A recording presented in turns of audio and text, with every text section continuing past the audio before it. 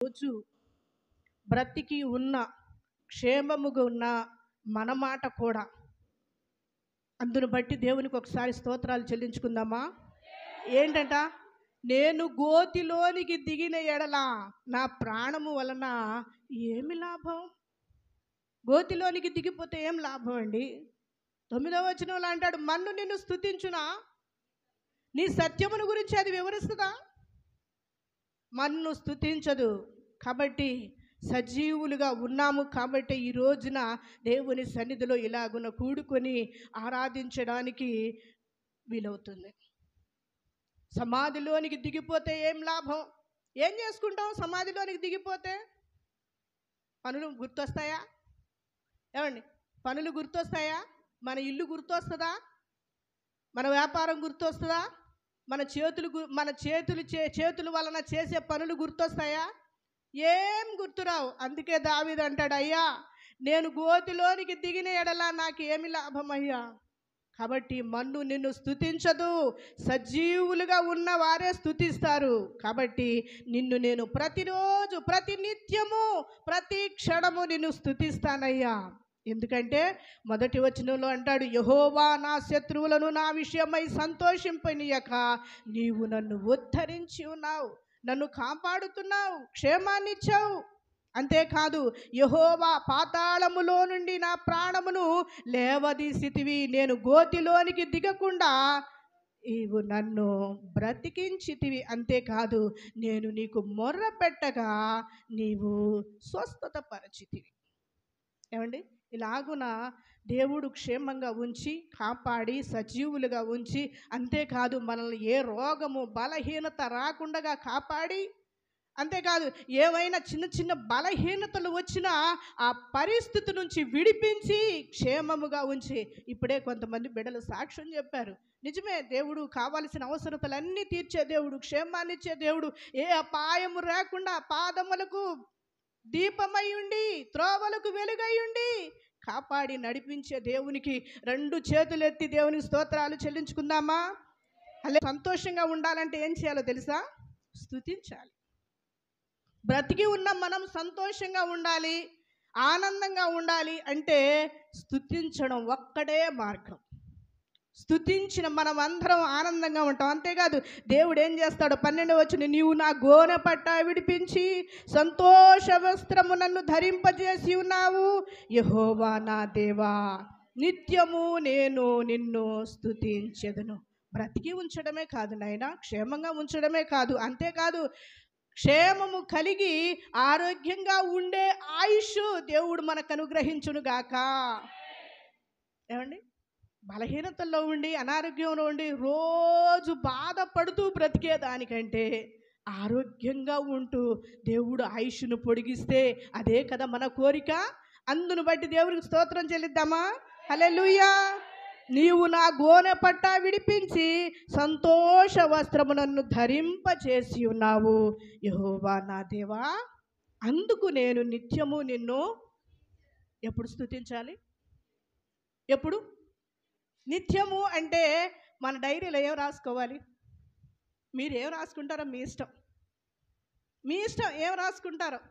నిత్యము అనే పదం కాడ నీ దేవుడు నిన్ను రక్షింపగలిగానా అని దర్యావేషు అన్యుడైన రాజే సాక్ష్యం ఇస్తాడు. మీరు చేయవలసింది, నేను చేయవలసింది ఏంటయ్యా అంటే ప్రతిరోజు నిత్యము ప్రతి క్షణము ఆయనను స్తుతిస్తూ ఆయనను సేవిస్తూ ఉంటే దేవుడు ఏం చేస్తాడో తెలుసా? మన గోనె పట్ట అంటే దుఃఖము, అసమాధానము, కన్నీరు, నిట్టూర్పు వాటన్నిటిని విడిపించి సంతోష వస్త్రాన్ని ధరింపచేస్తాడు. అందుకే మనం చేయాల్సిన పని ఏంటయ్యా అంటే నిత్యము దేవుని స్తుతించే పని. స్తుతింతును నిఖిలాలోక పూజిత, నిఖిలాలోక పూజిత, నీ నామమే స్తుతింతును. రెండోసారి కలిసి పాడుతూ ప్రభు నామమును మహిమపరుద్దాం. పూజిత నిఖిలాలోక పూజిత, తరతరములలో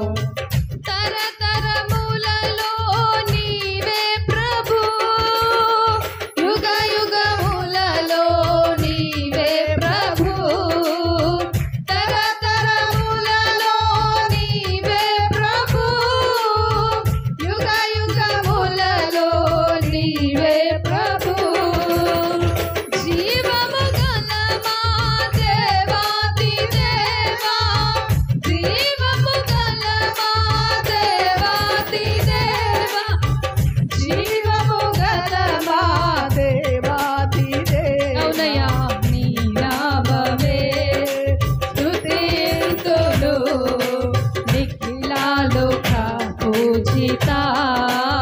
ఆత్మలో పరవశిస్తూ పడదాం. నిఖిలాలోక పూజిత. భూమండలమును సృజించిన జలరాశులలో నిర్మించిన. పాడదాం రెండవసారి. భూమండలమును సృజించిన జలరాశులలో నిర్మించిన మహోన్నతుడా మము ప్రభుదేవా.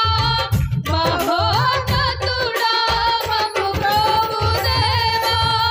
మహోన్నతుడా మము ప్రభుదేవా. నీ నామమే స్తుతింతును నిఖిలాలోక పూజిత. నిఖిలాలోక పూజిత.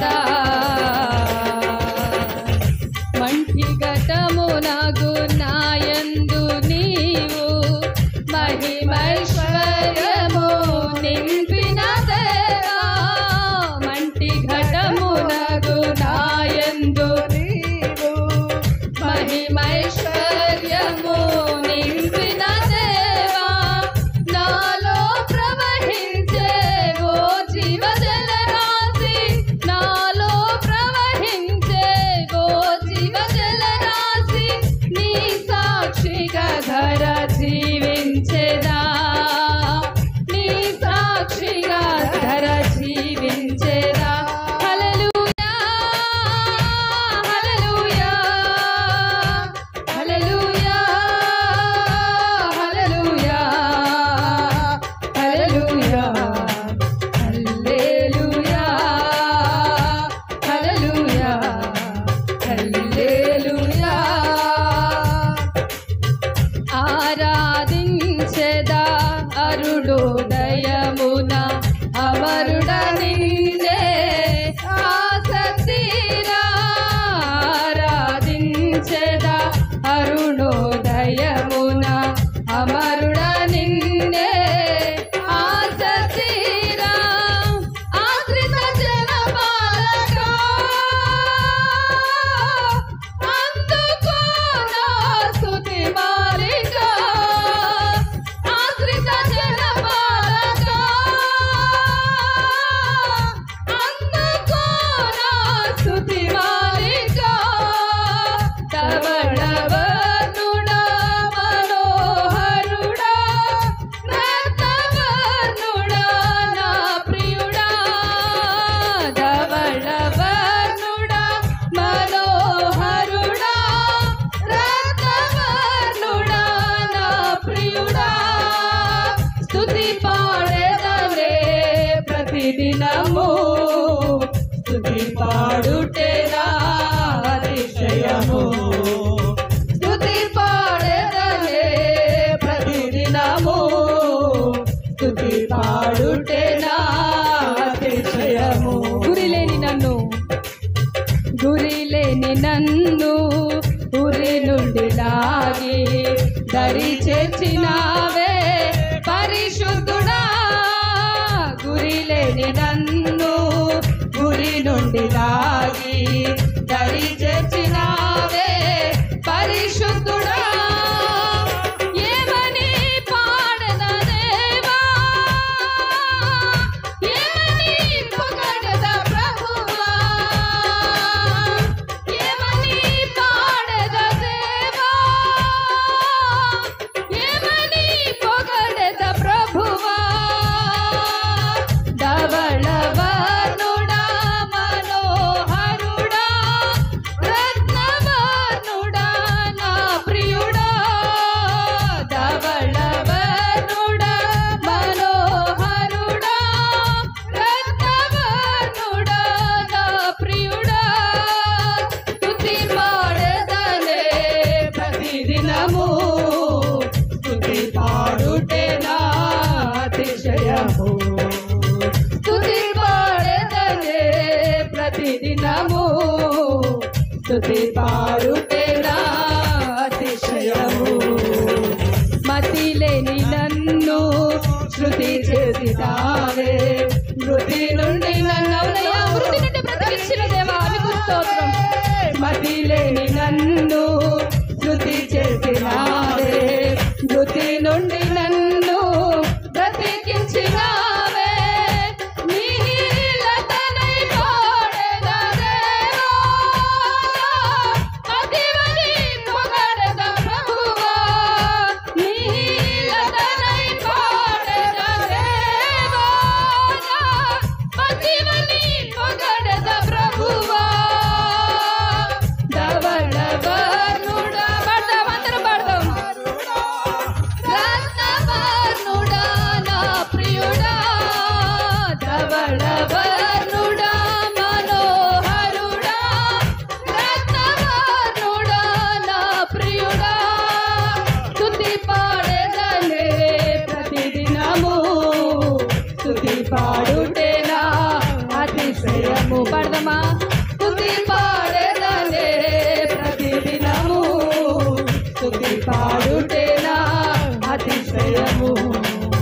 ధవళవర్ణుడా మనోహరుడా, రత్నవర్ణుడా నా ప్రియుడా, ధవళవర్ణుడా మనోహరుడా, రత్నవర్ణుడా. యేసయ్య భజన చేద్దామా?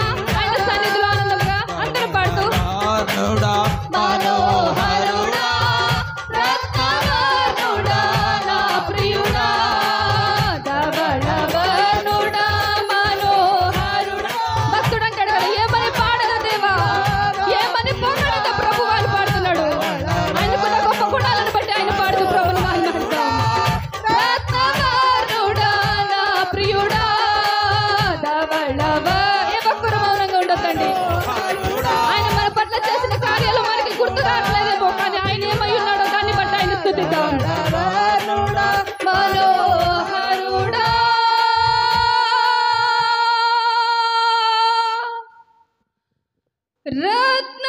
రత్నవర్ణుడా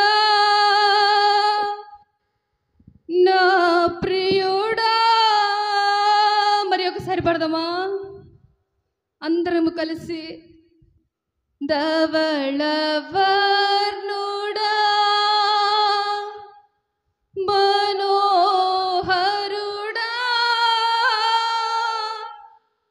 రత్నవర్ణుడా నా ప్రియుడా.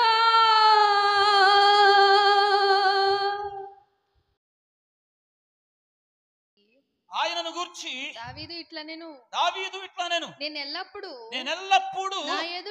నా ఎదుట ప్రభువును చూచుచుంటిని, ఆయన నా కుడి పార్శ్వమున ఉన్నాడు గనుక నేను కదల్చబడను. దావీదు కదల్చబడకోకుండా ఉండడానికి దావీదు ఎవరిని చూస్తూ ఉన్నాడు చెప్పండి?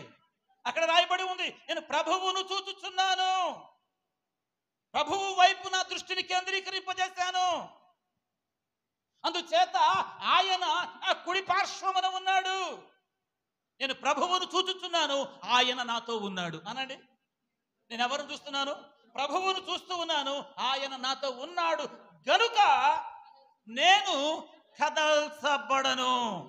అవును, ప్రభువు వైపు చూచేవారు, ప్రభువు ఆయనతో ఉండునట్లుగా ఒక మంచి సహవాసము, ఒక మంచి సంబంధము కలిగి ఉన్నటువంటి వారు, కీర్తనాకారుడు దావీదు చెప్పిన మాటను బట్టి ప్రేమిన వారురా కదల్చబడరు. కారణం ఒకటి ఏంటా? కారణం ఒకటి, నేను ప్రభువును చూచుచున్నాను, ఆయన నాతో కూడా ఉన్నాడు. ఏం చేస్తున్నాడు? ప్రభువును నేను చూస్తూ ఉన్నాను, ఆయన నాతో కూడా ఉన్నాడు గనుక నేను కదల్చబడను. దేవునికి స్తోత్రం కలుగును గాక. 16వ కీర్తనలో ప్రియులరా దావీదు ఈ మాట ఇంకెంత బాగా అంటాడు చూడండి. అక్కడ కూడా మరొక కారణం మనం గమనించవచ్చును. 16వ కీర్తన చదవండి, 8వ వాక్యం. సదాకాలము నేను సదాకాలము యెహోవా యందు నా గురి నిలుపుచున్నాను. ఆయన నా కుడి పార్శ్వమందు ఉన్నాడు గనుక నేను కదల్చబడను. ఏమంటున్నాడు? నేను కదల్చబడను. కారణం ఏమిటి? సదాకాలము యెహోవా యందే నా గురి. రెండవ కారణం రెండవ కారణం. మొదటి కారణం, నేను ప్రభువునే చూస్తూ ఉన్నాను, అందుచేత ఆయన నాతో ఉన్నాడు. నాతో ఉన్న ఆయనను, ఆయన మీద, ఆయన వైపు ఇప్పుడు నేనేం చేశాను? నా గురి నిలిపాను. దేవునికి స్తోత్రం. ప్రభువు నీతో ఉండడం ఒక ఎత్తు, నీవు ఆయనను చూడడం ఒక ఎత్తు. నీతో ఉన్న ప్రభువుని, నీవు చూస్తున్న ప్రభువుని చూస్తూనే నీ జీవన విధానాన్ని కొనసాగించడం మరొక ఎత్తు. దేవునికి స్తోత్రం. ఒకవేళ నీతో ఉన్న ప్రభువును నువ్వు చూడకపోతే, నీతో ఉన్న ప్రభువు మీద నీ గురి నిలపకపోతే కదల్చబడిపోతావు. ఉదాహరణకి పేతురు, ఒకసారి మనం జ్ఞాపకం చేసుకుంటే, ప్రభువు ప్రియులరా ఓసారి నీళ్ల మీద నడుచుకుంటూ వస్తున్నారట. పాపం వీళ్ళు ధోనిలో ఉండనుకున్నారు. ఏమనుకున్నారండి? భూతం అనుకున్నారు. భూతం అనుకొని భయపడిపోయారు. మనకు తెలిసినటువంటి విషయమే. అప్పుడు ప్రభు అన్నారు, నేనే, భయపడకూడి అన్నాడు ఆయన. అన్న మాట విని కాముగా ఉన్నారా వీళ్ళు? ఉండదా? అందులో పేతురు గారు వెంటనే లేచి, అయ్యా నీవే అయితే నీ వలనే నేను కూడా నీళ్ల మీద నడుచున్నట్లు నాకు అధికారం ఏమో అని చెప్పేస్తున్నానంటే, ప్రభు అన్నాడు, సరే రా అన్నాడు. అన్నప్పుడు పేతురు తన ఎదురుగా ఉన్నటువంటి ప్రభువు వైపు చూస్తూ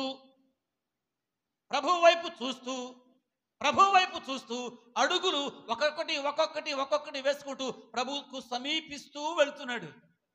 ఇప్పుడు ఇతని గురి ఎవరి మీద ఉండాలి? ప్రభువు మీదే ఉండాలి, ప్రభువు వైపే ఉండాలి. ప్రభువు వైపే గనక తన గురిని నిలిపి ముందుకు వెళ్ళినట్లయితే గమ్యం చేరేవాడు, ప్రభువు యొక్క కవిల్లోకి వెళ్ళిపోయేవాడు. కానీ ఉన్నట్టుండి ఈయన గురి ప్రభువు మీద గాక ఎటు చూశాడట? ఎందుకో ఏమండి? అంటే నిలపవలసినటువంటి ఆయన మీద మన గురి నిలపకపోతే ఏమండి, ఎక్కడ అసాధారణమైనటువంటి స్థితిలో మనము ఉన్నామో ఆ స్థితిలో నుండి కృంగిపోయే పరిస్థితి, దిగజారిపోయే పరిస్థితి, పడిపోయే పరిస్థితి, కదిలింపబడే పరిస్థితి, అవసరమైతే కొంత సమయానికి అంతర్ధానమయ్యే పరిస్థితి. అందుచేత ఈ మధ్యాహ్న కాల సమయంలో ప్రభు పిల్లలమైనటువంటి మనము ప్రభువును చూస్తున్న ప్రభు మనతో ఉన్నాడు. అంత మాత్రమే కాదు, మనతో ఉన్న ప్రభువు మీదనే ప్రియమైన వారులరా మన గురిని నిలపాలి. చెప్పండి, ఏం చేయాలి? మన గురిని నిలపాలి.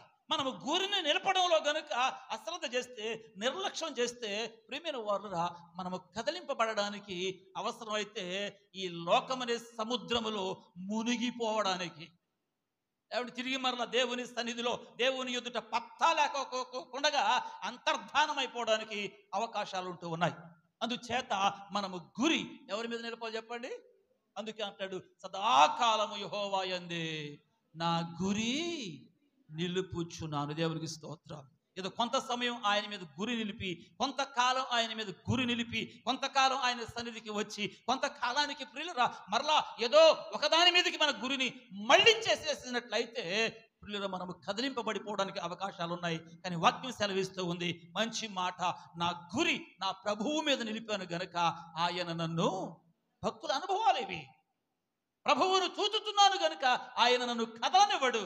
నా గురి సదాకాలం ఆయన మీద నిలిపాడు గనుక ఆయన నన్ను కదలనివ్వడు. దేవునికి స్తోత్రం. అదే 62వ కీర్తన దేవుని యొక్క వాక్యాన్ని మనం పరిశీలన చేసినట్లయితే చదవండి. 6వ వచనం, ఆయనే నా ఆశ్రయదుర్గము, ఆయనే నా ఆశ్రయదుర్గము, ఆయనే నా ఆశ్రయదుర్గము, నా రక్షణాధారము, నా రక్షణాధారము, నా ఎత్తైన కోట, నా ఎత్తైన కోట ఆయనే, నేను కదిలింపబడను, అందువలన నేను కదిలింపబడను. కదిలింపబడకపోవడానికి గల కారణాలు ఇక్కడ 3 చెబుతున్నాడు. ఇప్పుడు ఎన్ని అయిపోయినాయి? అన్ని తర్వాత నిన్ను అడుగుతా. ఏమండి, ఇప్పుడు ఎన్ని అయిపోయినాయి? 2 అయిపోయినాయి. ఇక్కడ 3 ఉన్నాయి. ఏమిటి ఆ 3 అని చెప్పేస్తానంటే, ఒకటి, నేను కదిలింపబడకపోవడానికి కారణం ఆయనే నా ఆశ్రయ దుర్గము. దేవునికి స్తోత్రం. చెప్పండి ఏంటంట? ఆయనే నా ఆశ్రయ దుర్గం. నేను ఎవరిని ఆశ్రయిస్తున్నాను? ఎవరు మనకు ఆశ్రయం? ఏమండి, ఎవరు మన ఆశ్రయం? ఎవరు? ఆయననా? ఆయన అయితే దేవునికి స్తోత్రం. ఆయన నామము బలమైన దుర్గం. నీతిమంతుడు అందులోనికి పరిగెత్తుకొని పోయి సురక్షితముగా ఉంటాడని బైబిల్ సెలవిస్తా ఉంది. చాలాసార్లు మనం ఆయనను ఆశ్రయించడంలో మనం గనక ఫెయిల్ అయితే కదిలింపబడిపోవడానికి అవకాశాలు ఉన్నాయి. కానీ ఆయనను ఆశ్రయించిన వారిని, ఆయన శరణదొచ్చినటువంటి వారిని, ఆయన సహాయము కొరకు క్రీస్తునందు ప్రియమైన వారు తమను తాను అప్పగించుకొని ఆయన సన్నిధిలో ఆయనను ఆశ్రయించినటువంటి వారిని ఆయన చెప్పడం ఏం చేయనివ్వడు, కదలింపనివ్వడు, కదలనివ్వడు. అక్కడ మరొక కారణం కనబడతా ఉంది, నా రక్షణాధారము, నా ఆధారము. 4వ మాట, నా ఆధారము ఆయనే, ఆయననే నేను ఆధారం చేసుకుంటూ ఉన్నాను, అందుచేత నేను కదల్చబడను. అంత మాత్రమే కాదు, ఆయనే నాకు ఎత్తైన కోట. దేవుని స్తోత్రం. ఏ కోట? ఎత్తైన కోట.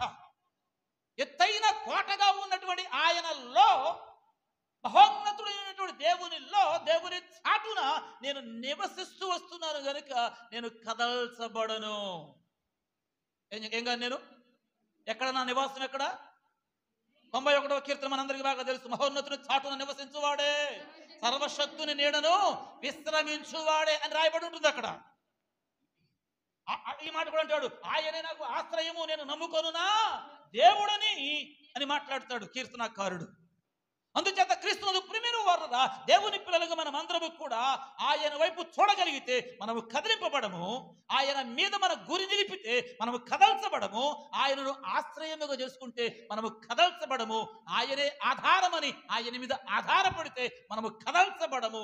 అంతేకాదు, ఆయన ఎత్తైన కోటగా ఉండగా ఆయనలో, ఆయన నీడన మనము గనక ప్రవేశించగలిగితే మనము కదల్చబడము. దేవునికి స్తోత్రాలు. హల్లెలూయా. ఏమండి, ఇంకా కొంచెం మనం ముందుకు వెళితే అదే కీర్తన 15వ కీర్తన తీయండి. 15వ కీర్తన దాని చివరి లైన్ చదవండి ఒకసారి. ఈ ప్రకారము చేయువాడు, ఈ ప్రకారము చేయువాడు ఎన్నడూను కదల్చబడడు, ఎన్నడూను కదల్చబడడు. దేవునికి స్తోత్రం. ఏం చేసేవాడు? అక్కడ రాయబడిన మాట ఈ ప్రకారము అన్నాడు. ఈ ప్రకారము అంటే ఏ ప్రకారం, దేని ప్రకారం, ఎలా అని మనం ఆలోచన చేసి ఈ 15వ అధ్యాయము ప్రియులరా 2వ వచనం దగ్గర నుంచి ఈ మాటలన్నీ మనం చదువుకుంటూ వస్తే అక్కడ ఒక వ్యక్తి కదలింపబడకోకుండా ఉండడానికి ఇక్కడ కొన్ని కారణాలు మనకు కనబడతాయి. దేవుని స్తోత్రం కలుగునుగాక. ఇప్పటికి మనం ఒక 5 విషయాలు చెప్పుకున్నాం. ఇక్కడ పిల్లలు చాలా విషయాలు, చాలా కారణాలు మనకు దొరుకుతాయి జాగ్రత్తగా మనసు పెట్టగలిగితే. ఎన్ని చెప్తానన్నాను? 18 చెప్తానన్నాను. ఎన్ని అయిపోయినాయి అమ్మా? 5 అయిపోయినాయి. ఇంకెన్నున్నాయి? ఇంకా 11 ఉన్నాయో 13 ఉన్నాయో మీరే లెక్కేసుకోండి జాగ్రత్తగా. ఏమండి, జాగ్రత్తగా గుర్తుపెట్టుకోండి. ఏంటి ఈ ప్రకారము చేయువాడు ఎన్నడూ కదల్చబడడు అంటే ఏ ప్రకారం చేయాలి? మనం ఏ ప్రకారం బ్రతికితే మనము కదల్చబడకోకుండా ఉంటాం అని మనం ఆలోచన చేస్తే నాన్న చదవండి 2వ వచనం. 2వ వచనం అమ్మా, యథార్థమైన ప్రవర్తన. ఒక్కొక్క ముక్క చూద్దాం. ఒక వ్యక్తి కదల్చబడుకోకుండా ఉండాలి అని చెప్పేసానంటే ఏంటంట? యథార్థత. ఏంటండి? యథార్థత. అవును, యథార్థవంతుడు కదిలింపబడడు. అదే అబద్ధాల కోరనుకోండి. ఏ కోరు? అబద్ధాల కోరనుకోండి. అబద్ధాల కోరుని ఎవడైనా వాళ్ళతో కలిసి ఉంచుకోవడానికి ఇష్టపడతారా? ఏమండి, నమ్మడానికి అవకాశం ఉందా? ఇప్పుడు చెప్పిన మాట మరో గంటకే కాపాడుకోకపోతే, నిలబెట్టుకోకపోతే ప్రియమైన వారు అట్లాంటి వాళ్ళ మీద మనసు ఉండదు. అందుచేత మనం కదిలింపబడుకోకుండా మనం ఉన్న స్థానంలో మనం నిత్యము నిలిచి ఉండాలి అని చెప్పేస్తున్నానంటే చెప్పండి, మనకేం కావాలి? యథార్థత. ఏమంటే విద్యార్థులైనా, ఉపాధ్యాయులైనా, విశ్వాసులైనా, పెద్దవాళ్ళైనా, ఎవరైనా సరే ఏ ఏ విషయాలలో దేవుడు యథార్థంగా ఉండమని చెప్తున్నాడో ఆ విషయాలలో కనుక మనం యథార్థంగా ఉండగలిగితే దేవుడు వారిని కదలనివ్వడు. ఏం చేయనివ్వడు? కదలనివ్వడు. ఆ తర్వాత కిందకు వస్తే హృదయపూర్వకముగా నిజము పలుకువాడే. అంటే యథార్థవంతుడు నిలిచి ఉంటాడు. ఇక్కడ మరొక కారణం మనం చూసినట్లయితే నిజం పలికేవాడు. ఎవరంట? నిజం పలికేవాడు. నిజం పలికేవాడు కదల్చబడాడు. వారిని దేవుడు కదలనివ్వడు. ఇది కూడా ఒక కారణం ప్రియమైన వారలరా. అంతేకాదు 3వ వచనం, అట్టి వాడు నాలుకతో కొండెములాడడు. దేవునికి స్తోత్రం. కొండెములాడని వాడు కదల్చబడడు. ఎవరు? కొండెములు ఆడని వాడు. కొండెలంటే ఏంటి? కొండెలంటే ఏంటి తెలుసా? కొండెలు ఏమంటే లేనిపోయి చెప్తూ ఉంటారు కొంతమంది. ఎవరో ఒకళ్ళ మీద ఎప్పుడు ఏదో ఒకటి కొండెం సాడిలా. ఈ మాట అంటే బాగా మనకు వస్తుంది. సాడీలు చెప్పేవారు. అక్కడ మాట ఇక్కడ చెప్పి మంచిని చెడుగా తిప్పి. ఏమండి వెళ్ళి రాశాడు పాట. కొండాలు ఇవి చాలా ప్రమాదకరం. ఎవరైనా ఏదైనా ఒక విషయాన్ని మీ తోటి వ్యక్తి మీద వ్యతిరేకంగా మాట్లాడితే అది అవునా కాదా, నిజమా కాదా, ఎందుకు ఈ విషయాన్ని ఇలా చెప్తున్నారు అని చెప్పేసి ప్రియమైన వారు కొంచెం మనం ఆలోచన చేసి తీవ్రంగా ఆ తర్వాత ఇది నిజమా కాదా అని చెప్పేసి ఒక నిర్ణయానికి రావడం అనేది చాలా అవసరం. అంతేగాని ఎవరో ఒకరు ఏదో ఒకటి చెప్పారు కదా అని చెప్పేసి అది నిజమే అయి ఉంటుందని చెప్పేసి దానినే కనుక మనం భుజాన్ని వేసుకొని ప్రియులరా దానిని బట్టి మనం వాదించడానికి పోతే ఆ తర్వాత ఇబ్బంది పడవలసి వస్తుంది. అందుచేత ఈ మధ్యాహ్న కాల సమయంలో దేవుని పిల్లలంగా ప్రియులరా మనలో ఏ ఒక్కరము కూడా పొండెగాళ్లుగా ఉండకుందుముగాక. అందుచేత కదిలింపబడకోకుండా స్థిరంగా నిలిచి ఉందుముగాక. దేవునికి స్తోత్రం కలుగునుగాక. హల్లెలూయా. అంతేనా? ఇంకా కొంచెం మనం కిందకి చదువుతూ వస్తే ప్రియమైన వారులుగా మరికొన్ని మాటలు మనకు కనబడతా ఉన్నాయి. 3వ వచనంలో తన చెలికానికి కీడు చేయడు. తన చెలికానికి కీడు చేయని వాడు కదిలింపబడడు. తన చెలికానికి, చెలికాడు అంటే ఏమండి? ఉదాహరణకు అనుకుందాం, ఇద్దరు పార్ట్నర్స్ ఉన్నారనుకోండి. ఏంటండి, నిన్న ఒక చోటకి వెళ్ళాం. అదేంటిది ఏదో దాబాకం రెస్టారెంట్ అంట. కొంతకాలం బాగా సాగిందట. పార్ట్నర్స్ మధ్యలో కలిసి పెట్టారు. ఏమండి, ఒక ఆయన ఎక్కువ పెట్టుబడి పెట్టాడు, ఒక ఆయన తక్కువ పెట్టుబడి పెట్టాడు. ఏమండి, ఈ తక్కువ పెట్టుబడి పెట్టేవాడు తక్కువ పెట్టాను కదా అని చెప్పేసి అన్నట్టుకుంటే బాగుండేదేమో. మరి ఏం జరిగిందో పాపం పుణ్యం పూర్తిగా మనకు తెలియదు. కానీ నా పార్ట్నర్ వలన నాకు నష్టం కలిగిందండి అంటాడు ఆయన. నా పార్ట్నర్ వలన నాకు నష్టం కలిగింది కాబట్టి ఈ బిజినెస్ కొంతకాలం ఆపవలసి వచ్చిందండి. ఇప్పుడు మళ్ళీ అన్ని పరిస్థితులన్నీ కూడా సమకూర్చుకొని మళ్ళీ ఇప్పుడు ఓపెనింగ్ చేద్దామని చెప్పేస్తానని నిన్న రోజున వేరే పాస్టర్ గారి ద్వారా మమ్మల్ని కూడా పిలిస్తే వెళ్ళాం. ఏమంటే చెలికానికి కీడు చేయొద్దు. ఏం చేయొద్దు? చెలికానికి కీడు చేయొద్దు. మధ్య జాస్మిన్కి ఎవరో పార్ట్నర్ దొరికినట్టున్నారు, చీరలో అమ్ముదాం అని చెప్పేసి అని. ఏమంటే ఈవిడేమో టైలరు, ఆవిడేమో చీరలో. దానిలో ఈవిడికి కొంత పార్ట్నర్షిప్. ఏమండి, ఇప్పుడు ఏం చేయకూడదు? ఆవిడ ఈవిడిని ఉన్నారా మీరు కూడా? ఎవరితో పార్ట్నర్షిప్తో ఏమైనా ఉన్నాయా? ఏమండి, ఒకవేళ అటువంటివి ఏమైనా ఉంటే క్రీస్తునందు ప్రియమైన వారురా, నీ తోటి వ్యాపారస్తునికి, నీ తోటి ఉద్యోగికి, నీ తోటి సహచరునికి, నీ తోటి సేవకునికి, నీ చెలికానికి, నీ చెలికాడికి చెప్పు. ఏం చేయొద్దు? నష్టం కలగాలని, నష్ట పెట్టాలని, వాడి లాభం కూడా నేనే మింగాలని గనక ప్రియులను మనం అనుకున్నామా, దేవుడు ఒక సమయం వచ్చినప్పుడు కుంగటేలతో సహా కూడా పీకి ఇటుపడేస్తాడు.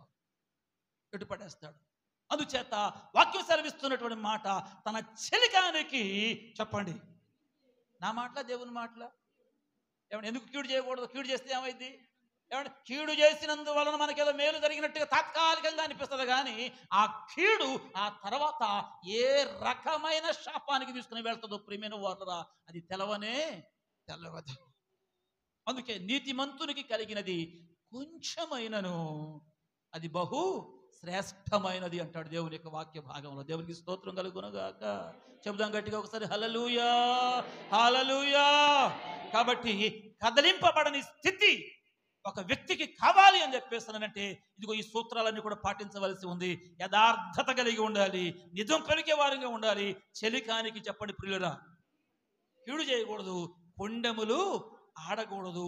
అంతేకాదు తర్వాత వెంటనే అంటాడు కదా, తన పొరుగు వాని మీద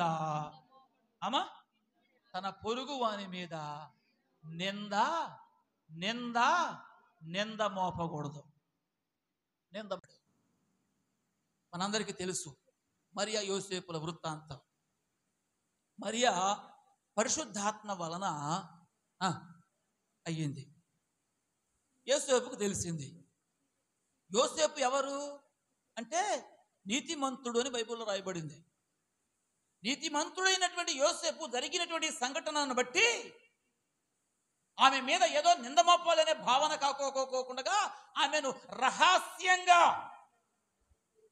అనుకున్నాడు. ఏమండి, ఆ మాత్రం ఛాన్స్ ఇంకెక్కడన్నా దొరికింది అనుకోండి, ప్రియమైన వారురా, ఈ మధ్య బాగా ఈ డైలాగ్ ఒకటి వాడుతున్నారు, ఇక న్యూస్ పేపర్ అవసరం లేదట. ఏమండి, ఏదైనా ఒక విషయం ఇంత తెలిసిందంటే దానికి మరికొన్ని సమకూర్చి ఏమాత్రం న్యూస్ పేపర్ సమాచారం కంటే కూడా వేగంగా ప్రియమైన వారురా మొత్తం టామ్ చేసేస్తారట. కానీ యోసేపు అలాగున చేయలేదు. రహస్యముగా ఆమెను విడనాడ ఉద్దేశించి, ఏంటి ప్రభువా ఏం చేయమంటావు అని చెప్పేసి అని ప్రార్థన చేసినట్టుగా వాక్యంలో మనం చూస్తాం. దానిని బట్టి దేవుని దూత మరలా అక్కడ ప్రత్యక్షమై యోసేపుకున్నటువంటి ఆ యొక్క డౌట్ నివృత్తి చేసి, ప్రియమైన వారురా, యోసేపు నువ్వు వెళ్ళి నీకు కాబోయే నీ భార్యతో ఉంటూ ఆమెకు పరిచర్య చేయి అని చెప్పిన మాట ఏదైతే ఉందో ఆ మాటను ఆధారం చేసుకుని వెళ్ళి యోసేపు పరిచర్య చేశాడు తప్ప ఆమె మీద చెప్పండి నింద మోపలేదు. దేవునికి స్తోత్రం. ఎంత ఉత్తమ పురుషుడు, ఉత్తమ భర్త. దేవుని స్తోత్రం కలుగునుగాక. ఈ మధ్యాహ్న కాల సమయంలో నింద మోపే పరిస్థితులు ఒకవేళ ఎవరైనా కలిగి ఉంటే ప్రియురా, అట్టి వారిని లోకం ఒక చోట నిలకడగా ఉండనివ్వరు. అలాగే దేవుడు కూడా వారిని కదలకోకుంచగా ఉండనివ్వడు. కారణం ఏంటంటే ఇది మంచి పద్ధతి కాదు. అందుచేత వాక్యం ఈ విధంగా మనతో మాట్లాడుతూ ఉంది. ఇంకా మనం కిందకి వెళ్ళినట్లయితే 11వ కారణాన్ని మనం చూసినట్లయితే 4వ వచనం రాయబడి ఉంది, ప్రియమైన వారురా, అతని దృష్టికి నీచుడు, చెప్పండి, అసహ్యుడు. అతని దృష్టికి నీచుడు, అసహ్యుడు, నీచుడు. ఎవరిని అంటాం నీచుడు అని? నీచ కార్యాలు చేసేవారు, చేయకూడని పనులు చేసేవారు. ఏమండి, వారు చేయరు, ఎవరైనా చేస్తూ ఉంటే చూస్తూ ఊరుకోరు. ఏం చేయాలి మరి? ఏమండి, చేయకూడని కార్యం ఎవరైనా చేశారనుకోండి, అట్టి వాళ్ళతో కనుక మనం కూడా చట్టా పట్టాలు వేసుకుంటూ పోతే మనం మంచి వాళ్ళమైనప్పటికీ కూడా వాళ్ళతో మనకు సహవాసం ఉంది కాబట్టి, ఏమండి, మనం కనుక ఎవరైనా ఒకవేళ దొంగలతో సహవాసం కలిగి ఉన్నాం అనుకోండి, ఆ దొంగోడు కోసం పోలీసు వాడు వచ్చాడు అనుకోండి, ఆయన ఎత్తుకుపోతాడా? వాటితో సహవాసం కలిగి ఉన్న మనల్ని కూడా ఎత్తుకుపోతాడా? ఏమండి, 10 మంది చెడ్డోళ్ళు ఉన్నారండి, వాళ్ళను మంచోడివి, వాళ్ళు చెడ్డోళ్ళని చెప్పిన ఊరంతా తెలుసు. కానీ ఆ చెడ్డోళ్ళతో ఉన్న కారణాన ఈ మంచోడికి కూడా ఏ ముద్ర పడుతుందంటారు? ఏదో ఒక మాట అంటారు, కళ్ళు చెట్టు కింద కూర్చొని మజ్జిగ తాగుతున్నాను అని అంటే నేనేమన్నాను? అదే కళ్ళు చెట్టు తాడు చెట్టు కింద. ఓహో, సామెత చెప్పడం నాకు రాలా. ఏంటండి, తాడు చెట్టు కింద కూర్చొని ఏం తాగుతున్నా? నేను మజ్జిగ తాగుతున్నా. మజ్జిగ తాగడానికి అయితే ఇల్లు ఉంది కదా, తాడు చెట్టు ఎందుకు నీకు? అది కూడా నీ ఇంట్లో లేదు కదా, అది ఎక్కడో ఉంది ఊరు బయట. ప్రియులారా వినండి, అసహ్యుడు, తాగుబోతోడు ఉన్నాడు, తిరుగుబోతోడు ఉన్నాడు, మాట వినని, ఏమండి, వేరు వ్యవహారాలు కలిగినటువంటి పోరంబోకులు ఉన్నారు కొంతమంది. ఏం చేయమంటున్నాడు దేవుడు? నీచుడు, నీచ కార్యాలు చేసే పరిస్థితులు కలిగినటువంటి వ్యక్తులు ఎవరైనా ఉంటే అట్టి వారిని నువ్వు అసహించుకుంటే నువ్వు కదిలింపబడవు. అంతేగాని వాళ్ళతో చట్టా పట్టాలు వేసుకొని వాళ్ళతో సహవాసం కోరుకుంటూ వాళ్ళతో కలిసి ప్రేమైన వారురా నీ ఇష్టం వచ్చినట్టుగా నేను కూడా ఉండిపోతాను అని చెప్పేసానంటే ఏమవుతుంది? తర్వాత కదిలింపబడిపోయే పరిస్థితులు ఉన్నాయి. అందుచేత నీచమైన ప్రతి చెడ్డ కార్యాన్ని చెప్పండి ఏం చేయాలి? మనం ప్రేమించాలా? యేసు ప్రభు ప్రేమించాడు కదండి పాస్టర్ గారు అండి. ఏం ప్రేమించాడు యేసు ప్రభు? నీచమైన కార్యాలను ప్రేమించాలా, వ్యక్తిని ప్రేమించాడు. మరోసారి అది చెయ్యొద్దని చెప్పేసి గట్టిగా హెచ్చరించాడు. దేవునికి స్తోత్ర.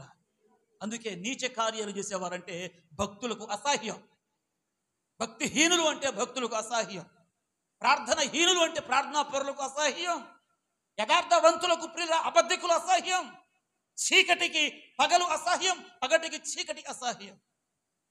పడదు, గిట్టదు, పోరు కుదరదు, పొత్తు కుదరదు. అందుచేత ఈ విషయాలన్నీ కూడా మనం చాలా జాగ్రత్తగా గమనించి అసహించుకోవలసిన విషయాలను చెప్పడం ఏం చేయాలి? చెప్పరే, అంతే.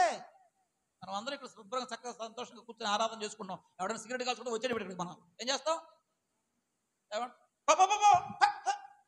ఇక్కడ కాదు అంటాం. కారణం అది మనకు పడదు, అది మనకు పడదు కనుక మనం దాన్ని ఏం చేయాలి? అంతే అంతే.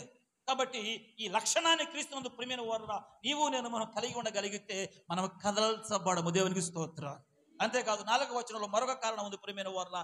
అతడు యెహోవా యందు భయభక్తులు గల వారిని ఏం చేస్తాడట? సన్మానించును. భయభక్తులు గల వారిని ఎవరిని పడతాడని కాదు, బడి యెహోవా యందు ఎవరు భయభక్తులు కలిగి ఉన్నారని, ఎవరి మీద మీకు మనసు పడిందో, ఎవరి విషయమై దేవుడు మీకు బయలుపరిచాడో ప్రియమైన వారురా అటువంటి వారిని ఏం చేస్తాడట? ఏం చేస్తాడట? సన్మానించును. సన్మానించును. సన్మానించడం అంటే ఏంటి? ఏమండి మాట, అతడు యెహోవా యందు భయభక్తులు గల వారిని చెప్పండి ఏం చేస్తాడు? సన్మానిస్తాడు. ఇది ఒక కారణం. అంతేకాదు అదే 4వ వచనం ఇంకొక మాట మనం అక్కడ చూసినట్లయితే, అతడు ప్రమాణము చేయగా నష్టము కలిగినను మాట తప్పడు. అతడు ప్రమాణము చేయగా లేక అతడు మాట ఇవ్వగా నష్టము కలిగిన మాట తప్పడు. అవును, మాట తప్పని స్థితి గనక ఒక వ్యక్తి కలిగి ఉండగలిగితే అతగాడు ఎవరి మనసులో స్థిర స్థానాన్ని సంపాదించుకున్నాడో ఆ స్థానం అతనికి ఎప్పటికీ కూడా కదిలింపబడదు. దేవునికి స్తోత్రం. అరే మాట మీద నిలబడవాయే, ఏమండి మాట మీద నిలబడవాయే. ఎట్లా? నీవిచ్చిన మాట మీద నువ్వు నిలబడకపోతే, నువ్వు చేసిన ప్రమాణం మీద నువ్వు నిలబడకపోతే, ఏమండి పెళ్లి చేసుకునేటప్పుడు ప్రమాణం చేస్తాం. ఎంతమంది ప్రమాణాల ప్రకారం బ్రతుకుతున్నాం? బాప్తిస్మాలు పొందేటప్పుడు ప్రమాణాలు చేస్తాం. ఎంతమంది ఆ ప్రమాణాలకు జ్ఞాపకం ఉన్నాయి? ఏమండి దేవునికి ఇచ్చిన మాట, దేవుని సన్నిధిలో ఇచ్చిన మాట, కుటుంబంలో ఇచ్చిన మాట, తల్లిదండ్రులకు ఇచ్చిన మాట, పిల్లలకు ఇచ్చిన మాట, భర్తకి ఇచ్చిన మాట, లేక భార్యకి ఇచ్చిన మాట, ఏ మాట ప్రియులరా నీ నోటితో నా నోటితో మనం పలికామో ఆ మాట మీద చెప్పండి నష్టము కలిగినా సరే ఏం చేయకూడదు? మాట తప్పకూడదు. మాట తప్ప మాటే కదా అనుకుంటాం మనం. కానీ ప్రియమైన వారురా మాట తప్పిన కారణం చేత నీ స్థానం కదిలిపోయింది అంతే, నీ స్థానం ఊడిపోయింది అంతే. కాబట్టి మనందరి స్థానాలు ప్రియమైన వారు అలాగున కదిలిపోక అవి నిలిచి ఉండాలి అని చెప్పేస్తున్నానంటే, కదల్చబడిన స్థితి మనకు కలగాలి అని చెప్పేస్తున్నానంటే, అమ్మ చెప్పండి మాట తప్పని వారంగా నీవు నేను మనం అందరం కూడా ఉండగలిగితే దానిని బట్టి ప్రియమైన వారురా మనకు అద్భుతమైనటువంటి స్థిరత్వాన్ని దేవుడు కలగజేస్తాడని వాక్యము మనకి ఇక్కడ తెలియజేస్తా ఉంది. అంతేకాదు 5వ వచనం చూడండి, అక్కడే తన ద్రవ్యము వడ్డీకి, దేవునికి స్తోత్ర, వడ్డీకి వడ్డీ వ్యాపారం ఇది చాలా ప్రమాదకరం. ఇది చాలా ప్రమాదకరం. దీని ప్రభావము ప్రేమైన వారులరా కొంచెం బాగానే ఉన్నట్టుగా మనకు అనిపిస్తుంది, కానీ ఒక్కసారి కనుక దాని పునాదులు కదిలితే ఎటువంటి నష్టం కలుగుతుందో అర్థం కాని అయోమయపు పరిస్థితి ఈ రోజులో చాలా మంది చేస్తున్నటువంటి గొప్ప ఫ్రాడ్ ఇది. కొద్ది కొద్దిగా జనాలను నమ్మిస్తున్నారు. ఏమండి నమ్మించిన దానిని బట్టి వచ్చేస్తున్నాయి కదా, ఇచ్చేస్తున్నారు కదా, ఒక రూపాయి కలుస్తుంది కదా అని చెప్పేసి మనం ఆశపడతా ఉన్నాం. ఆశపడిన దాన్ని బట్టి తర్వాత ఏదో ఒక పెద్ద అమౌంట్ అనగానే ప్రియులరా చేతులు పెడతా ఉన్నాం. అంతే సంగతి లేక ఈ రోజున ఎవరి నోట విన్నా, ఎక్కడ చూసినా, ఏమండి ఎన్ని రకాల నేరాలు జరిగినా తిరిగి మరలా కొత్త నేరాలు, కొత్త విధానాలలో నేరాలు. ఏమండి వార్తల్లో చూస్తూ ఉన్నాం, న్యూస్ ఛానళ్ళలో చూస్తూ ఉన్నాం, అలాగే వ్యక్తిగతంగా కొంతమంది బిడ్డలు చెబుతూ ఉంటే వింటూ ఉన్నాం. ప్రియమైన వారురా వాక్యం సెలవిస్తున్నటువంటి మంచి మాట, తన ద్రవ్యము చెప్పండి వడ్డీకి ఇవ్వడు. అప్పు ఇవ్వడం మంచిదా తప్ప? నిరపరాధిని చంపుటకై, అమ్మా నిరపరాధిని చెరుపుటకై లంచము పుచ్చుకొనడు. లంచాలకు కొన్నిసార్లు కొంతమంది లొంగిపోతారు. సామెత అంటారు, లంచానికి మంచాలేదో వేస్తారట కొంతమంది. చాలా పనికి మాలిన మాట అది. ఏమంటే నాకేదైనా కలుగుతుంది అనుకుంటే ఎంత తప్పు చేయడానికైనా, తప్పు చేయించడానికైనా కొన్నిసార్లు వెనకాడని పరిస్థితులు ప్రియుల సమాజంలో, కొన్ని కుటుంబాలలో, కొన్ని వ్యక్తుల యొక్క జీవితాల్లో మనం వస్తూ ఉంటాం. అయితే ఇక్కడ వాక్యం సెలవిస్తూ ఉంది, నిరపరాధిని చెరుపుటకై ఏం పుచ్చుకోకూడదు? లంచము పుచ్చుకోకూడదు.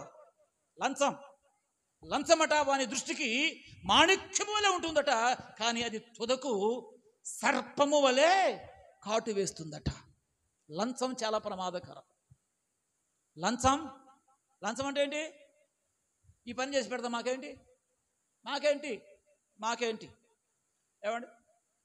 చాలాసార్లు చెప్పే మాట ఏంటంటే, చాలామంది వారి పనులు చేయించుకోవడం కోసం లంచం పెట్టాల్సిందేనండి, వాళ్ళ బల కింద చేయబెడతారండి, మన బల చేయి తడపాల్సిందేనండి అని రకరకాలుగా మాట్లాడతారు. కానీ లంచం ఎంత ప్రమాదకరమో సామెతల గ్రంథకర్త ప్రియమైన వారు పలుమార్లు ఆ విషయాన్ని తెలియజేసినట్టుగా దేవుని యొక్క వాక్య భాగంలో మనం చూస్తాం. మనము కదల్చబడని ఒక మంచి స్థితి కలిగి ఉండాలి అని చెప్పేసానంటే చెప్పండి, ఏం పుచ్చుకోకూడదు? లంచం. ఏమంటే అప్పుడప్పుడు పేపర్లలో న్యూస్ 2 వే 2లో కొన్ని వార్తలు వస్తూ ఉంటాయి. ఫలానా చోట లంచము పుచ్చుకుంటూ ఉండగా పట్టబడిన అధికారి ఉంటాడు. అక్కడ ఉద్యోగం, అసలు ఉద్యోగంలో ఉంటాడా? డిస్మిస్. కదల్చబడిపోయిన పరిస్థితి ఏర్పడతా ఉంది. ఇట్లాంటివి మనం ఎన్నో వింటున్నాం, చూస్తూ ఉన్నాం. కాబట్టి ప్రియమైన వారురా, లంచము అనేటటువంటిది మనిషిని తన స్థానాన్ని కోల్పోయేటట్టుగా చేస్తుంది. అందుచేత లంచగొండితనము మంచిది కాదని వాక్యం చెప్తుంది. ఇక ఈ విషయాలన్నీ చెప్తూ 5వ వచనం చివరికి వచ్చేటప్పుడు అంటారు కదా, ఈ ప్రకారము చేయువాడు. ఏమండి? 15 విషయాలు చెప్పాను మీకు. నేను రాసుకుంటున్నారా? ఎన్ని విషయాలు? 15 విషయాలు. జస్ట్ మీకు ఒకసారి జ్ఞాపకం చేస్తాను. ప్రభువు వైపు చూచువాడు కదల్చబడడు. ప్రభువు మీదే గురిని నిలిపినటువంటి వాడు కదల్చబడడు. ప్రభువును ఆశ్రయముగా చేసుకున్నవాడు కదల్చబడడు. ఆయన మీద ఆధారపడిన వాడు కదల్చబడడు. ఆయన ఎత్తైన కోటగా ఉండగా అందు నివసించువాడు కదల్చబడడు. యథార్థమైన ప్రవర్తన కలిగిన వాడు కదల్చబడడు. హృదయపూర్వకంగా నిజం పలికేవాడు కదల్చబడడు.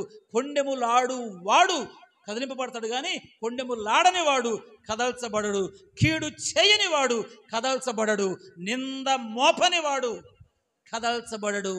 నీచమైన వాటిని అసహించుకునేవాడు కదల్చబడడు. దేవుని యందు భయభక్తులు కలిగిన వారిని సన్మానించువాడు కదల్చబడడు. అంత మాత్రమే కాదు, మాట తప్పనివాడు కదల్చబడడు. వడ్డీ వ్యాపారము లేనివాడు కదల్చబడడు. లంచములు పుచ్చు కొననివాడు కదల్చబడడు. కాబట్టి ఈ 15 లక్షణాలు, వీటిలో ఏవి మనకు మేలుకరమైనవి, ఏవి మనకు కీడుకరమైనవి ఆలోచన చేసి అట్టి వాటి నుంచి ప్రియులురా మనము వైదొలిగిపోవలసినటువంటి వారమై ఉంటున్నాం.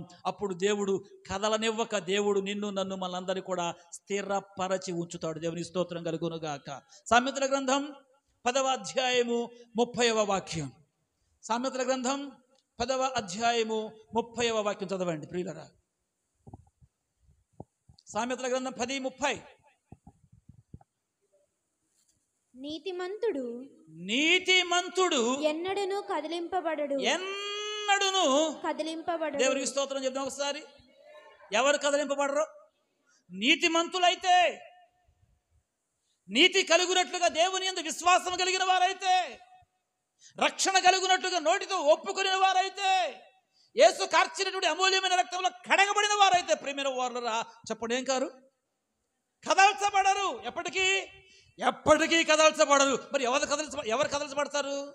25వ వచనం చూడండి. అక్కడే 25వ వచనం, 10:25వ వచనం. సుడిగాలి వీచగా భక్తిహీనుడు లేకపోవును. నీతిమంతుడైతే నిత్యము నిలుచు కట్టడము వలె. దేవునికి స్తోత్రం. ఏమండి? సుడిగాలి వీచగా. ఏ గాలి? సుడిగాలి వీచగా భక్తిహీనుడు, బుద్ధిహీనుడు, లంచగొండి, అబద్ధికుడు. ఏమండి? ఇప్పుడు మనం చెప్పుకున్నటువంటి ఈ 15-16 లక్షణాలకు వ్యతిరేకంగా ఎవరైతే ఉన్నారో అట్టి వారందరూ కూడా సుడిగాలి వేచగా, ఏదో ఒక ఆశ రాగా, ఏదో ఉండకూడని కోరిక పుట్టగా ఏమైపోతున్నారు? అతడు లేకపోవును అంటే కదిలింపబడిపోతున్నారు. అయితే నీతిమంతుడు, అక్కడ రాయబడిన మాట, నిత్యము నిలుచు, నిత్యము నిలుచు కట్టడము వలె ఉన్నారు. దేవునికి స్తోత్రం. కాబట్టి మనం కదలపడకుండా ఉండాలి అని చెప్పేసిందంటే దేవుని యొక్క వాక్యమును బట్టి మనం అందరం కూడా నీతిమంతులము కాగలగాలి. అలా నీతిమంతులము కాగలిగితే ప్రియమైన వారురా, అట్టి వారిని దేవుడు చెప్పండి ఏం చేయడు? కదలనివ్వడు, కదలనివ్వడు. 21వ కీర్తన 7వ వాక్యం కూడా చూడండి. 21వ కీర్తన 7వ వాక్యం. ఏలయనగా రాజు యెహోవా యందు నమ్మిక ఉంచి ఉన్నాడు. సర్వోన్నతుని కృపచేత అతడు కదలకుండా నిలుచును. దేవునికి స్తోత్రం. ఎవరి చేత? సర్వోన్నతుడైనటువంటి దేవుని కృపచేత అతడు కదలకుండా నిలుచును. కదలకుండా నిలుచును అంటే మనం కదల్చుకోకుండా మనం స్థిరముగా నిలిచి ఉండాలి అని చెప్పేసానంటే దేవుని కృప మనకు కలగాలి. ఇది మనకు జరగాలి అని అంటే యెహోవా యందు మనం నమ్మిక ఉంచిన వారం కావాలి. దేవుని యందు నమ్మిక ఉంచిన వారంగా మనం ఉండగలిగితే సర్వోన్నతుని కృప మనల్ని ఆవరిస్తుంది. సర్వోన్నతుని కృపలో కనుక మనము స్థిరపడగలిగితే, బలపడగలిగితే, నిలిచి ఉండగలిగితే ప్రియమైన వారురా, దేవుడు మనల్నట చెప్పండి ఆ కృపలో నుంచి కదల్చడు. కృపలో నుంచి కదల్చడు, అక్కడే మనల్ని స్థిరంగా ఉంచుతాడు. దేవుని స్తోత్రం కలుగును గాక. కాబట్టి మరొక మాట మీరు చూస్తారా? 66వ కీర్తన, త్వరగా 66వ కీర్తన 9వ వచనం చూడండి ఒకసారి. 66వ కీర్తన 9వ వాక్యం. జీవ ప్రాప్తులనుగా మమ్మను కలుగజేయువాడు ఆయన మా పాదములను కదలనీయడు. హల్లెలూయా. ఏం చేయడు ఆయన? మా పాదములను కదలనీయడు. ఎప్పుడు? నీకు ఒక విషయం అర్థం కావాలి. మమ్ములను జీవ ప్రాప్తులుగా కలగజేయువాడు ఆయనే. అంటే మమ్ములను జీవింపజేయువాడు ఆయనే. మా జీవన దాత ఆయనే, మా జీవ ప్రదాత ఆయనే అని ఎవరి యందు నీవు నేను మనము జీవించగలుగుతున్నామో, ఉనికి కలిగి ఉండగలిగామో, బ్రతకగలుగుతూ వస్తున్నామో ప్రియమైన వారురా, ఆ జీవన దాత అయినటువంటి ఆ దేవునిని గనక మనము ఎరిగి ఉండగలిగితే, తెలుసుకొని ఉండగలిగితే, దానిని బట్టి ఆ దేవుడు మనలను, మన పాదములను చెప్పండి ఏం చేయడు? కదలనివ్వడు. దేవునికి స్తోత్ర. కదలనివ్వడు. ఎప్పుడు? జీవ ప్రాప్తులుగా మమ్ములను కలగ చేసిన వాడు. తెలుసా మీకు సంగతి? ఎవరు కలగ చేశారు మనల్ని? ఎవరు మనకు జీవం ఇచ్చారు?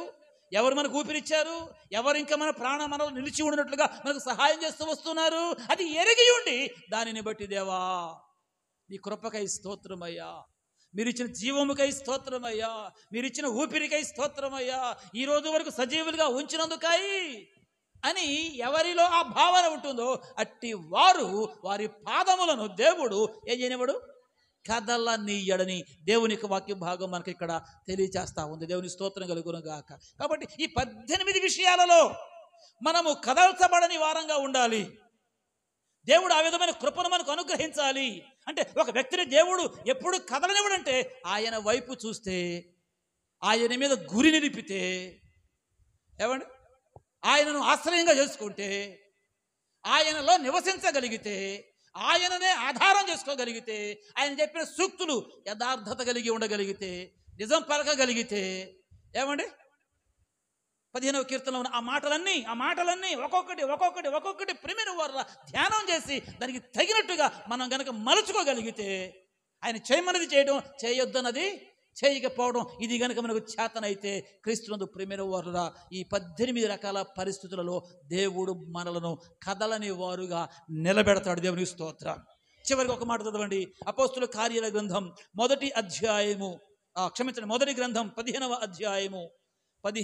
అధ్యాయము చివరి వచనం చదువుకుందాం. కొరింథీయులకు రాసినటువంటి మొదటి పత్రిక 15వ అధ్యాయము దాని చివరి వాక్య భాగం. కాగా నా ప్రియ సహోదరులారా, మీ ప్రయాసము ప్రభువునందు వ్యర్థము కాదని ఎరిగి స్థిరులను కదలని వారును ప్రభువు కార్యాభివృద్ధి యందు ఎప్పటికీ ఆసక్తి కలిగిన వారై ఉండండి. ప్రభువు కార్యాభివృద్ధి యందు ఎప్పటికీ ఆసక్తి కలిగిన వారై ఉండండి.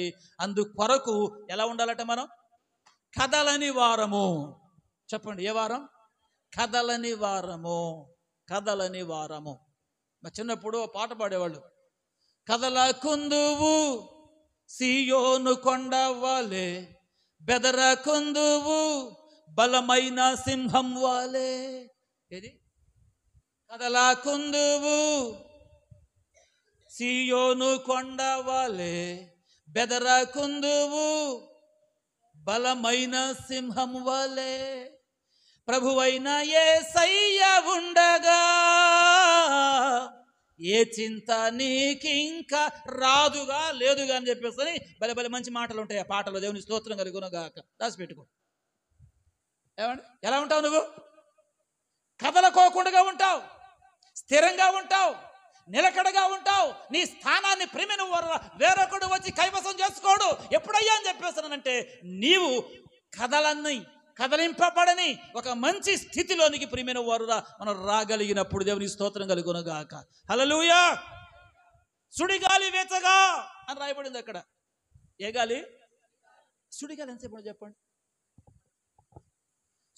శక్తి కలిగిన దేవా, మా గొప్ప కాపరి, మహిమోన్నతుడా, మీకే కృతజ్ఞత స్తోత్రాలు చెల్లించుకుంటున్నానయ్యా. ఈరోజు మాతో మాట్లాడాం.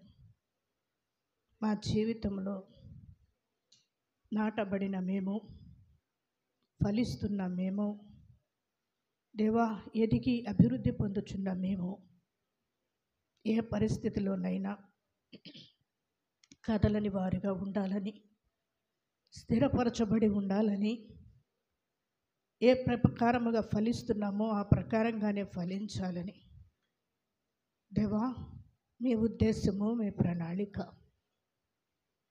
ఉన్న చోట నుండి కదిలిపోతే ఎంత ప్రమాదమో, అది ఎంత బాధాకరమో ప్రభువా మా ముందు ఉంచారు.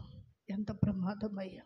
నిజమే, ఏదైనా స్థిరమైనది కదిలిపోతే, ఒకవేళ చెట్టు నాటబడి అది కదిలింపబడితే చచ్చిపోద్దయ్యా. తద్వారా ఏం ప్రయోజనం లేదు. మా జీవితంలో మేము కూడా కదిలింపబడి ఎండిపోయి రేపు నిత్య నరకానికి పోకుండగా మేము ఏ స్థితిలో ఉన్నామో దేవా, కదిలింపబడకుండా మీరే సహాయం చేయండి. దేవా, నిన్నే గురిగా చూస్తూ, నీ వైపు చూస్తూ మా పరుగు పందెను ఓపికతో పరిగెత్తడానికి మీరు సహాయం చేయండి. దేవా, నిజమే, పేతురు నీ వైపు చూచినంతసేపు నీళ్ల మీద నడిచాడు.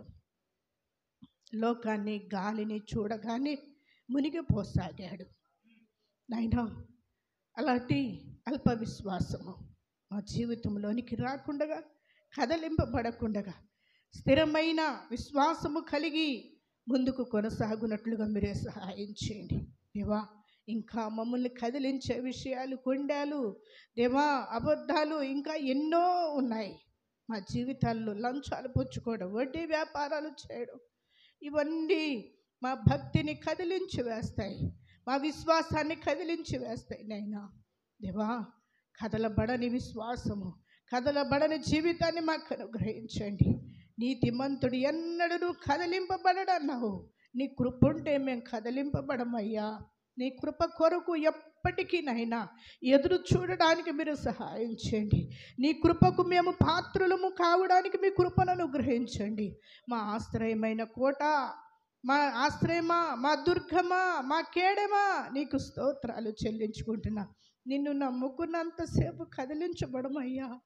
దేవా, ఏది ఈ లోకములో ఏ పరిస్థితులైనా నీ మీదే ఆశ్రయము, నిన్నే గురిగా పెట్టుకొని నీ వైపు చూస్తూ మా జీవిత యాత్రలో ముందుకు కొనసాగడానికి నీ కృపను మా అందరికీ సమృద్ధిగా అనుగ్రహించుచున్నందుకు మీకు స్తోత్రాలు చెల్లించుకుంటూ దేవా, ఈ దిన ఆరాధన మీరు జరిగించారు, మీకు స్తోత్రాలు. తీసుకొచ్చిన మీ బిడ్డలందరిని బట్టి మీకు స్తోత్రాలు. వారు ఏ పరిస్థితిలో ఉన్నారో ఎన్నటికీ కదిలించబడకుండా స్థిరముగా ఉండడానికి మీరు సహాయం చేయండి. స్థిరమైన వారుగా, కదలని వారుగా, దైవ కార్యాలయందు ఎప్పటికీ ఆసక్తులై ఉండడానికి మీ కృపను అనుగ్రహించమని ప్రార్థిస్తూ యేసు ప్రభు పరిశుద్ధ నామమున అడిగి వేడుకుంటున్నా తండ్రి, ఆమేన్. ఇప్పుడు మన పరమ తండ్రి దేవాది దేవుని దివ్యమైన దయ, మన రక్షకుడు ప్రభువైన యేసుక్రీస్తు వారి యొక్క అమూల్యమైన కృప, పరిశుద్ధాత్మని యొక్క నిత్య సన్నిధి సహవాసం ఈనాటి ఆరాధనలో పాల్గొని ప్రభుని ఆరాధించి కదల్చబడని స్థితి కలిగి ఉండవలసిన ప్రతి మంచి విషయంలో ఆసక్తి కలిగి బ్రతకడానికి తీర్మానించుకొని వెళుతున్న మనకు, మనవలే ప్రభువుని ప్రేమించు సేవించు సకల లోక పరిశుద్ధులకు ఇది మొదలుకొని సదాకాలము దేవుని సన్నిధి తోడై ఉండి నడిపించును గాక. ఆమేన్. యేసు రక్తమే జయం, శిలువ రక్తమే జయం. ప్రభుయేసు నామానికి సంపూర్ణమైన విజయము కలుగును గాక. ఆమేన్, ఆమేన్, ఆమేన్. హల్లెలూయా, హల్లెలూయా. ప్రియులందరికీ వందనాలు. ఆరాధన ముగించుకుంటున్నాం. తిరిగి సాయంత్రం మరి 7 గంటల నుంచి 9 గంటల వరకు ప్రతి నెల 20వ తేదీ కూడిక మనం జరుపుకుంటాం. ఆ విషయాన్ని మీ జ్ఞాపకాలు ఉంచుకోనండి. అలాగే రేపు పగలు